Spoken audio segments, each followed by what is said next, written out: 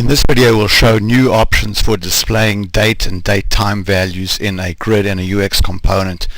So you can see here we have a grid showing order date from the Northwind orders table, and you can see that the date values are shown as explicit date values.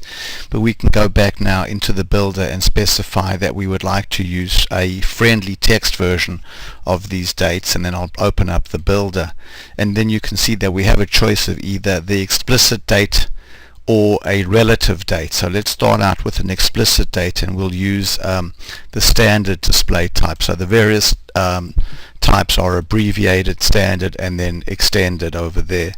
So we'll just stick with standard. And now when we display the grid, you can see that all of the dates now are formatted in text, and they're easier to read right now. So you can see, for example, that these are the original dates in the sample database, which were 1994, but here you can see I've edited some of these values, and so now they say today as opposed to 1994. So if I were to go, for example, and change this date to say some future date over there, you can see now that basically the date got updated.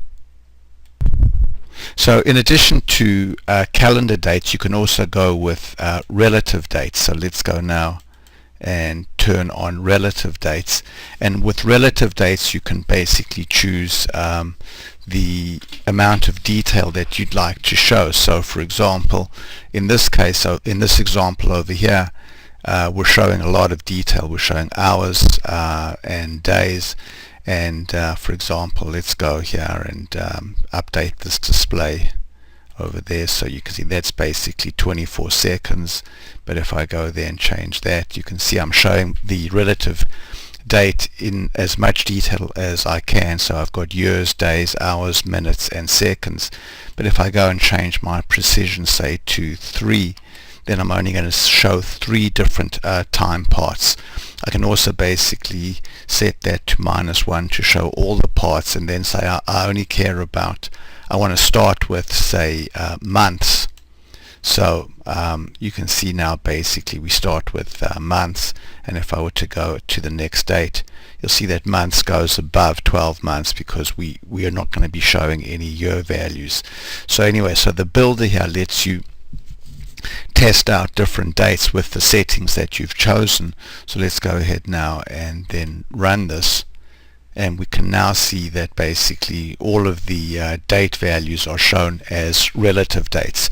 So the ability to format date values in a friendly form makes them easier to understand in both a grid and a UX component. Thanks very much for watching.